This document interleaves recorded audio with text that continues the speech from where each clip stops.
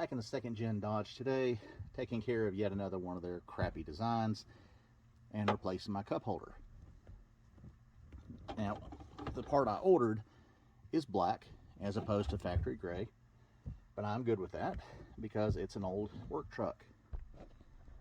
The first step is going to be to remove your dash bevel. To do that, I ended up having to put the truck into neutral so that when I pulled the bezel straight off, I was able to shift it and get it off of the dash itself. And then it is a matter of 6 Phillips heads. I'll take them off and we'll get to it.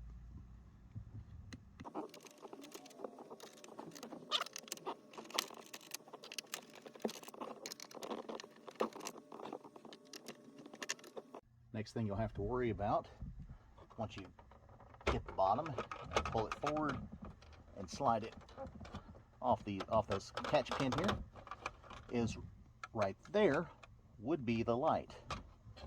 Mine's missing, so I don't have to worry about it.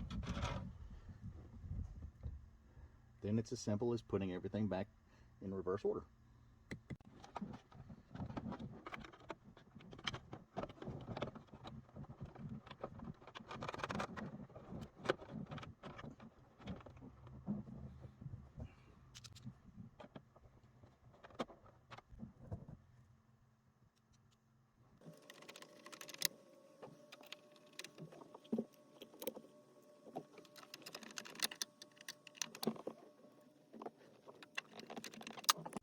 All right, we've got it installed. Time for a function check.